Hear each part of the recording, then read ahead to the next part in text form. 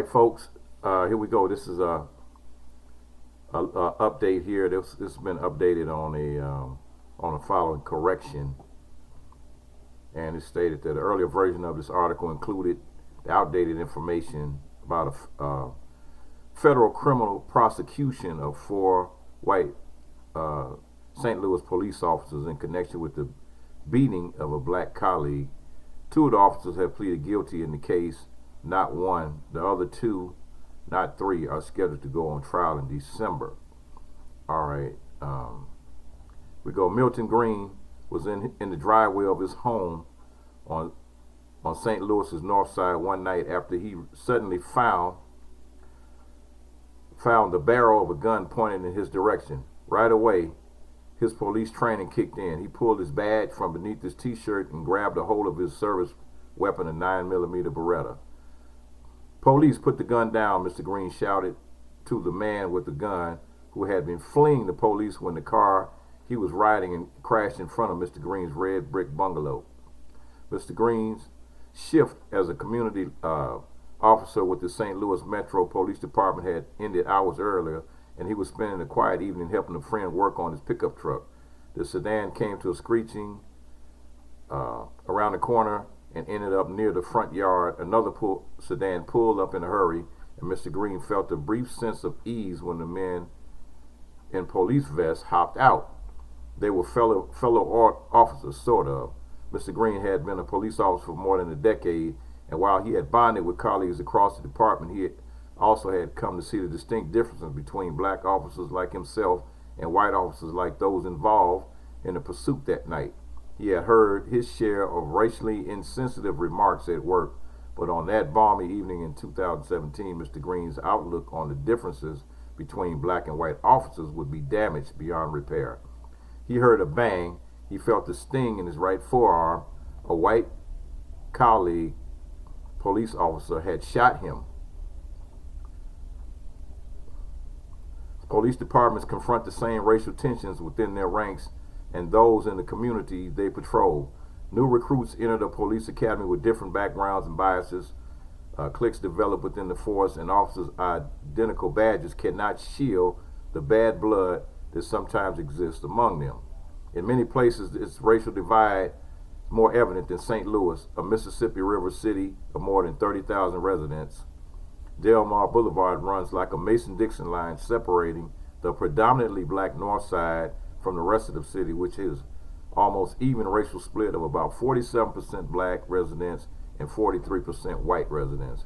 The department's racial tensions have bubbled to the surface this year after Mr. Green filed a lawsuit over the summer airing grievances about his treatment as a black officer. The department is also bracing for the federal criminal trial of 2 white officers accused of beating a black colleague and the outcome of an internal investigation into dozens of bigoted social media posts made by officers.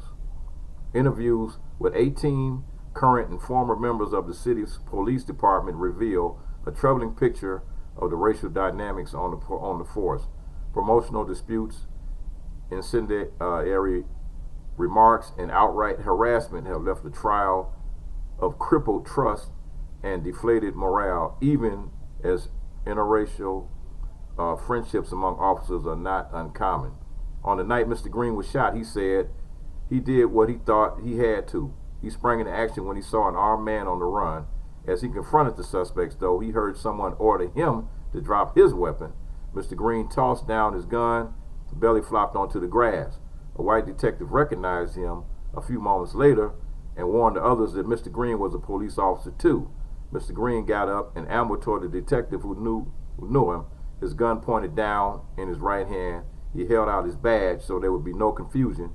He had grown up on the city's north side and had been stopped plenty of times by the police for no good reason before he had gotten his badge, he said.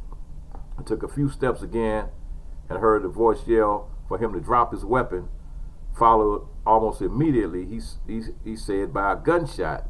He clutched his right forearm and looked over at the white officer who had shot him.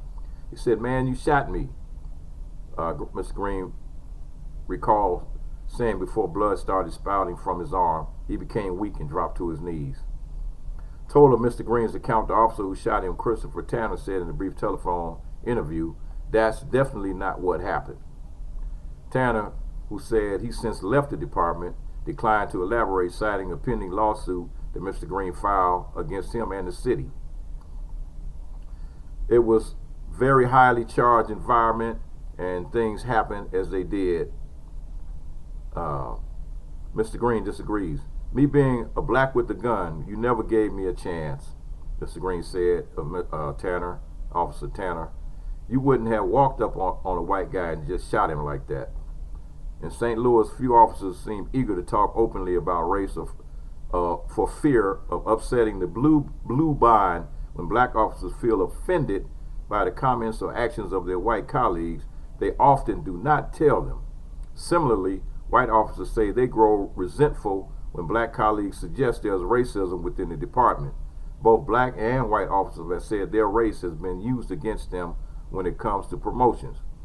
There's still quite a bit of racial tension in the department, acknowledged Colonel Hayden, the police commissioner, who is black and 3 decades veteran of the department. The tension continues because people are expecting more out of each other, and they are not tolerant, nor should they be, of things that are insensitive. Opinions in the department have been split over an encounter that happened a few months after Mr. Green was shot. A black officer working undercover at a protest was beaten by white officers so badly that the injured officer told the commander, using an expletive, that they beat him like Rodney King. That officer, Luther Hall, had been monitoring a demonstration held in downtown St. Louis to protest the acquittal of a white officer who had been fatally shot by a black resident. While Mr. Hall's face was bloody, his partner, who was white, was not beaten, according to the lawsuit. Federal prosecutors indicated 4 white officers in connection with the beating and an attempt to cover it up. 2 of the officers have been pleaded guilty in the case. The other 2 are scheduled to go on trial in December. This was not the last of alarming incidents. The department is investigating nearly 24 officers for a series of incendiary Facebook posts, some of them racist and bigoted. One of the officers, Michael Calcaterra, one meme he posted in 2013 said Britain should not bend over backwards to accommodate Islam. Another one shows a white officer throwing a punch and says, "I'm going to protect and serve." In July, the post had been made public. A black officer filed a complaint with the department, asked officials to transfer Officer Calcaterra, who was white, out of their unit because she had concerns for her well-being and safety. 3 months after filing a complaint, Officer Graham accused Officer Cantera of striking her with the police vehicle while they were on duty. Officer Cantera did not respond to a phone message. "I can't say whether it was intentional or not, but it warrants investigation." The president of Ethical Society of Police, and organizations that started decades ago to represent black officers in the St. Louis region. "Our membership is concerned. White officers are not oblivious to the realities of race," said Thomas Lake, a white former sergeant who retired this year. "They largely believe that they are acting on experience, not bias," he said. Mr. Lake recalled the time he wrestled 2 black men over a pistol. So, this is said right here, says it's a toxic situation going on, and one of the plaintiffs who claims she was wrongfully denied a promotion, we have these warning signs that believe they have been wrong. So you got people that have been denied promotions because of their race and their color and all this stuff. So all this is going on in St. Louis, but actually going on nationwide, really. I mean, this is just one city that I'm reporting on, and I'm only reporting on that because it was, one of those situations where you had black cop, just got off duty, been working all day, he's helping his friend work on a car, situation came up, and the first thing happened is that the white cop showed up on the scene. Even after being told that this guy was a cop, he still ended up getting shot by the cop. The cop has since resigned, but they have the black cop that got shot off duty has filed a lawsuit.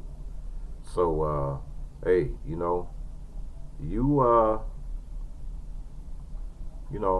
hey, you asked for that, and I just gave it to you. Peace.